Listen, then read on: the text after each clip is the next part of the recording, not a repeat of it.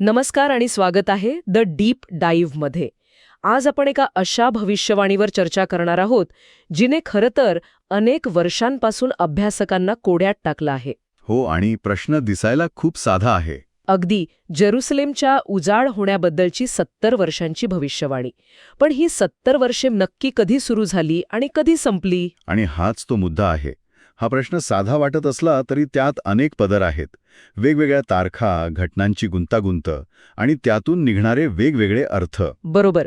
म्हणूनच या सखोल चर्चेसाठी आपण काही स्रोतांचा आधार घेतला आहे, ज्यात बायबलमधील काही वचनं आणि त्यांचे विश्लेषण करणारे अभ्यास आहेत. आपलं ध्येय हेच आहे की या 70 वर्षांच्या भविष्यवाणी मागचा ऐतिहासिक घटनाक्रम उलगडणे. हो, आणि त्या तारखांमधला गोंधळ दूर करणे आणि या घटनेचा खरा अर्थ काय आहे हे समजून घेणे.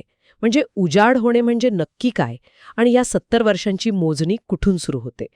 चला तर हे कोडं उलगडून पाहूया. तर या कथेची पार्श्वभूमी आहे बॅबिलॉनचा बलाढ्य राजा नबुखदनेझर आणि यहुदाचं लहानसं राज्य यांच्यातला संघर्ष. अगदी. नबुखदनेझर आपलं साम्राज्य वाढवत होता आणि यहुदा त्याच्या मार्गात येत होतं. आणि इथेच सगळी सुरुवात झाली. हो, आणि इथे एक गोष्ट समजून घेणं महत्वाचं आहे. आपल्या स्रोतांनुसार नबुखदनेझरने यहुदी लोकांना एकाच वेळी उचलून बॅबिलॉनला नेलं नाही. अच्छा. ही एक प्रक्रिया होती जी अनेक टप्प्यात घडली.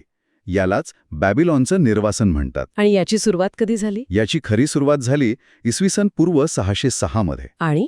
आणि ही ती मोठी विनाशकारी घटना नव्हती ज्याची आपण कल्पना करतो. म्हणजे ही सुरुवात नेमकी कशी होती? ही एक प्रकारे धोरणात्मक खेळी होती. नबुखदनेझरने जेरुसलेमवर ताबा मिळवला आणि तिथल्या राजघराण्यातील आणि प्रतिष्ठित घराण्यांमधले काही महत्वाचे लोक, विशेषतः तरुणांना, तो बंदिवान म्हणून बॅबिलॉनला घेऊन गेला. डॅनियल आणि त्याचे मित्र याच वेळी गेले, बरोबर? अगदी. उद्देश हा होता की भविष्यात हे तरुण बॅबिलॉनच्या सेवेत राहतील आणि यहुदामधलं नेतृत्व कमकुवत होईल. आणि बहुतेक अभ्यासक याच वर्षाला म्हणजे पूर्व 606ला त्या 70 वर्षांच्या कालावधीची सुरुवात मानतात. अच्छा, म्हणजे इथून यहुदाचं स्वातंत्र्य खऱ्या अर्थाने संपलं. पण हा तर पहिलाच टप्पा होता. हो, पहिलाच टप्पा. यानंतर काय झालं? यानंतरही यहुदामध्ये बंडखोरी सुरूच होती. त्यामुळे जवळपास 7-8 वर्षानंतर पूर्व 599 मध्ये नबुखदनेझरने पुन्हा एकदा हल्ला केला. आणि आणखी लोकांना नेलं. हो, आणखी लोकांना बंदिवान बनवून नेलं. यावेळी यहेजकेल संदेष्ट्याला नेण्यात आला. पण सगळ्यात विनाशकारी हल्ला झाला तो पूर्व 588 मध्ये. यावेळी मात्र त्याने कोणतीही दयामाया दाखवली नाही. आणि इथेच ती मोठी घटना घडली, नाही का? मंदिराचा नाश. हो, यावेळी नबुखदनेझरच्या सैन्याने जेरुसलेम शहर पूर्णपणे जाळून टाकलं. एवढंच नाही तर सोलोमनने बांधलेलं ते प्रसिद्ध मंदिरही त्यांनी पूर्णपणे पाडून टाकलं. ही तर त्यांच्या इतिहासातली सगळ्यात मोठी आपत्ती असेल. नक्कीच. यानंतरही पूर्व 584 मध्ये काही उरलेल्या लोकांना नेण्यात आलं. स्रोतानुसार या सगळ्या टप्प्यांमध्ये मिळून एकूण 4600 लोकांना बंदिवान बनवून नेल्याची नोंद आहे. आणि इथेच मला एक मोठा गोंधळ दिसतो. जेव्हा आपण या घटनांबद्दल वेगवेगळ्या पुस्तकांमध्ये वाचतो, म्हणजे समजा यिर्मयाचं पुस्तक आणि राजेचं पुस्तक, तेव्हा एकाच घटनेसाठी वेगवेगळ्या तारखा दिलेल्या दिसतात. दुसऱ्या निर्वासनासाठी कुठे नबुखदनेझरचं 7वं राज्यवर्ष दिलंय तर कुठे 8वं. तिसऱ्या त्या विनाशकारी हल्ल्यासाठी कुठे 18वं वर्ष आहे तर कुठे 19वं. हा 1-2 वर्षांचा फरक का दिसतो? म्हणजे लेखकांकडून झालेल्या चुका आहेत का या? हा एक खूप महत्वाचा मुद्दा आहे आणि अनेक जण इथेच गोंधळतात. पण स्रोत यावर एक खूपच रंजक खुलासा करतात. काय? यामागे चुका नाहीत, तर 2 मुख्य कारणं आहेत. पहिलं आणि सगळ्यात महत्वाचं कारण आहे दिनदर्शिका मोजण्याची पद्धत. म्हणजे कॅलेंडरमधला फरक. अगदीच तसंच. बॅबिलोनियन आणि यहुदी लोकांच्या दिनदर्शिका मोजण्याच्या पद्धतीत एक मोठा फरक होता. तो कसा? बॅबिलोनियन पद्धतीनुसार जेव्हा एखादा राजा गादीवर बसायचा तेव्हा त्या वर्षाला त्याचं पहिलं वर्ष न म्हणता राज्यारोहणाचे वर्ष म्हटलं जायचं. अच्छा, ॲक्सेशन इयर. बरोबर. त्याचं खरं पहिलं राज्यवर्ष हे पुढच्या नवीन वर्षापासून सुरू व्हायचं. यहुदी लेखक मात्र ज्या वर्षी राजा गादीवर बसला त्याच वर्षाला पहिलं वर्ष मानू शकत होते. थांबा, म्हणजे हा लेखकांच्या चुकांचा गोंधळ नाहीये, तर हा फक्त कॅलेंडरमधला फरक आहे. अगदी. हे तर खूप मोठी गोष्ट आहे, कारण यामुळे अनेक वर्षांपासून चालत आलेला वादच मिटतो. ज्याला आपण चूक समजत होतो ती फक्त हिशोब करण्याची वेगळी पद्धत होती. अगदी बरोबर. ही एक म्हणण्यासारखी गोष्ट आहे. या एका गोष्टीमुळे अनेक ऐतिहासिक विसंगती दूर होतात. आणि दुसरं कारण काय? आणि दुसरं कारण म्हणजे या घटना एका दिवसात घडलेल्या नाहीत. जेरुसलेमला वेढा घालणं, लोकांना पकडणं आणि शहर जाळणं या सगळ्या गोष्टी अनेक महिने चालले असणार. हो, हे शक्य आहे. त्यामुळे एखाद्या घटनेची सुरुवात एका वर्षात झाली आणि शेवट दुसऱ्या वर्षात असं सहज शक्य आहे.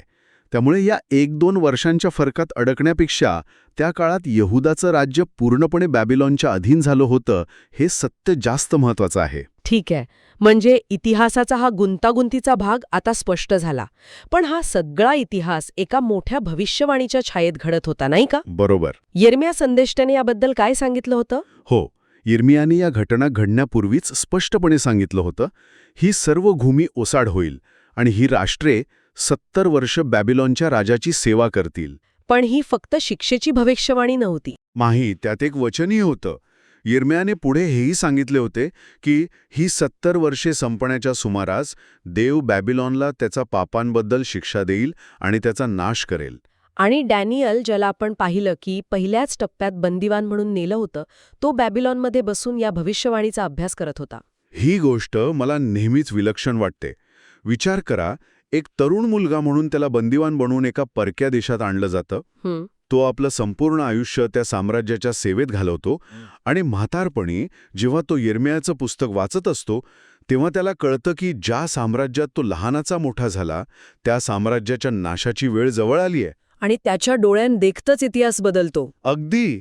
बलाढ्य बॅबिलॉन साम्राज्याचा एका रात्रीत पाडाव होतो आणि पर्शियाचा राजा कोरेश म्हणजेच सायरस सत्तेवर येतो. हे खूपच आश्चर्यकारक आहे. म्हणजे एका परदेशी राजाने, जो यहुदी नव्हता, त्याने हे फरमान काढलं. यामागे त्याचं काही राजकीय धोरण होतं का? की स्रोत याला पूर्णपणे एक दैवी हस्तक्षेप मानतात? हा प्रश्न खूप महत्वाचा आहे आणि उत्तर दोन्हीही आहे.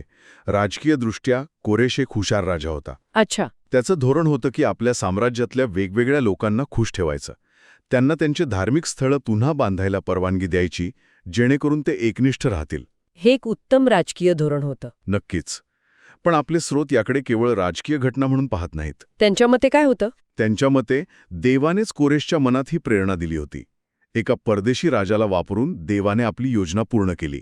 आणि मग कोरेशने तो प्रसिद्ध हुकूम काढला. हो, त्याने एक ऐतिहासिक जाहीरनामा काढला, ज्यात त्याने बॅबिलॉनमध्ये बंदिवान असलेल्या सर्व यहुदी लोकांना त्यांच्या मायदेशी म्हणजे जेरुसलेमला परत जाण्याची परवानगी दिली. आणि त्यांचं उद्ध्वस्त झालेलं मंदिर पुन्हा बांधण्याची सुद्धा. हो, आणि तेही ज्या क्षणी हा आदेश निघाला त्या क्षणी जेरुसलेमचं 70 वर्षांचं उजाडपण कायदेशीररित्या संपलं. ओके, तर मग आपण आता गणित करू शकतो. जर 70 वर्षांची सुरुवात इसनपू 606 मानली, तर शेवट कधी झाला? याबद्दल स्रोत काय सांगतात? इथे 2 शक्यता आहेत, ज्यात फक्त एका वर्षाचा फरक आहे आणि दोन्हीही तर्कसंगत आहेत. पहिली शक्यता काय आहे? पहिली शक्यता अशी आहे की ज्या वर्षी कोरेशने हा जाहीरनामा काढला म्हणजे इसनपू 567, ते वर्ष या कालावधीचा शेवट मानावा. त्यानुसार जर आपण इसनपू 607 पासून मोजायला सुरुवात केली तर इसनपू 537 पर्यंत बरोबर 70 वर्ष पूर्ण होतात. आणि दुसरी शक्यता? दुसरी शक्यता अशी आहे की लोक जेरुसलेमला परत आल्यानंतर ज्या वर्षी त्यांनी मंदिराचा पाया घातला म्हणजे इसनपू 536, ते वर्ष शेवटचं मानावं. म्हणजे कालावधी इसनपू 606 ते इसनपू 536? हो, असा बरोबर 70 वर्षांचा होतो. पण 70 हा आकडा इतका महत्वाचा मानला जातो, तर मग त्याबद्दल इतकी थोडी अनिश्चितता का? काही अभ्यासक याला एक प्रतिकात्मक आकडा मानतात का? म्हणजे अचूक 70 वर्षे नव्हे तर एक पूर्ण कालावधी. तुम्ही बरोबर मुद्दा मांडला आहे. काही अभ्यासक तसा विचार करतात की 70 हा आकडा कदाचित एक पिढी किंवा पूर्ण शिक्षेचा काळ दर्शवतो. पण स्रोतांमधलं विश्लेषण याकडे एका अचूक भविष्यवाणीची पूर्तता म्हणून पाहते. अच्छा. त्यांच्या मते या दोन्ही शक्यतांमध्ये फक्त एका वर्षाचा फरक आहे आणि दोन्हीही आश्चर्यकारकपणे अचूक आहेत. म्हणजे विचार करा, 70 वर्षांपूर्वी वर्तवलेली भविष्यवाणी जवळजवळ तंतोतंत खरी ठरली. हो, हे खरे. त्यामुळे 70 वर्षांच्या अचूक गणितापेक्षा बॅबिलॉनमधील बंदिवास आणि त्यातून झालेली सुटका ही स्वतःच अधिक महत्वाची आहे. म्हणजे आपण इतिहासाचं कोडं तर सोडवलं, पण मला वाटतं या कथेचा अर्थ फक्त इतिहासापुरता मर्यादित नाही. नाही, अजिबात नाही. स्रोतांनुसार या घटनेमागे आणखी काही गहन अर्थ दडलेला आहे, जो आजही महत्वाचा आहे. एक सिम्बॉल. हो. त्यांच्या मते नबुखदनेझरचं प्राचीन बॅबिलॉन हे भविष्यात येणाऱ्या एका मोठ्या जागतिक सत्तेचं प्रतीक आहे, ज्याला मोठे बॅबिलॉन म्हटलंय. मोठे बॅबिलॉन ही काय संकल्पना आहे? ही एक अशी संकल्पना आहे जी भविष्यातील एका अशा जागतिक व्यवस्थेचं वर्णन करते जी आर्थिक, राजकीय आणि धार्मिकदृष्ट्या देवाच्या विरोधात उभी राहील. आणि त्याच्या लोकांना त्रास देईल. हो. नबुखदनेझरने जे काही केलं ते भविष्यात मोठ्या प्रमाणावर घडणाऱ्या घटनांची एक छोटी प्रतिकृती होती, एक प्रकारचा ट्रेलर होता. याचं काही ठोस उदाहरण आहे का स्रोतांमध्ये? हो, एक उत्तम उदाहरण म्हणजे नबुखदनेझरने बनवलेली सोन्याची प्रचंड मूर्ती. अच्छा. हो. त्याने सर्वांना त्या मूर्तीची पूजा करण्याची आज्ञा दिली होती आणि जे नकार देतील त्यांना धगधगत्या अग्नीच्या भट्टीत टाकले जाईल अशी धमकी दिली होती. स्रोतांमधील विश्लेषण ह्या घटनेची तुलना भविष्यात येणाऱ्या श्वापदाच्या मूर्तीशी करते. फक्त सगळ्यांच्या माहितीसाठी स्पष्ट करू शकाल का की श्वापदाची मूर्ती म्हणजे नक्की काय? नक्कीच. ही एक संकल्पना आहे जी सांगते की भविष्यात एक जागतिक सत्ता लोकांना एका विशिष्ट प्रतीकाची किंवा व्यक्तीची पूजा करायला लावेल. ही पूजा एक प्रकारची एकनिष्ठतेची परीक्षा असेल. आणि जे लोक ती करायला नकार देतील त्यांना समाजातून बहिष्कृत केलं जाईल किंवा मारलं जाईल. म्हणजे नबुखदनेझरच्या काळात जे घडलं ती विश्वासाच्या परीक्षेची एक झलक होती. अगदी तसंच. आणि त्या परीक्षेत डॅनियलचे मित्र शद्रक, मेशक आणि अबेदनगो कसे उत्तीर्ण झाले हे आपण पाहतो. हो, त्यांनी मूर्तीपूजा करण्यास स्पष्ट नकार दिला. आणि अग्नीच्या भट्टीत जाणं पत्करलं, पण आपला विश्वास सोडला नाही. स्रोतांमधील विश्लेषण सांगतं की भविष्यातही विश्वासनाल्यांची अशीच परीक्षा घेतली जाईल. विश्वास हा कृतीतून सिद्ध होतो. बरोबर. तो केवळ बोलण्यात नसतो. प्रसंगी छळ सहन करणे, सर्वस्व सोडून पळून जाणे किंवा हौतात्म्य पत्करणे या संकल्पना याच संदर्भात येतात. प्राचीन बॅबिलोनची कथा ही केवळ इतिहासाचा धडा नाही, तर भविष्यासाठी एक चेतावणी आणि धैर्याची गाथा आहे. खरं सांगायचं तर आपण सुरुवात केली एका साध्या तारखेच्या प्रश्नावरून आणि आता आपण मोठे बॅबिलॉन आणि भविष्यातील संघर्षाबद्दल बोलतोय. हा प्रवास अपेक्षेपेक्षा खूपच खोलवर गेला. हो, गेलाच. आजच्या चर्चेतून एक गोष्ट स्पष्ट झाली. 70 वर्षांच्या बंदिवासाची भविष्यवाणी आणि तिची पूर्तता ही केवळ एक ऐतिहासिक नोंद नाही, तर ती विश्वासाची, परीक्षेची आणि देवाच्या अंतिम योजनेची एक शक्तिशाली कथा आहे.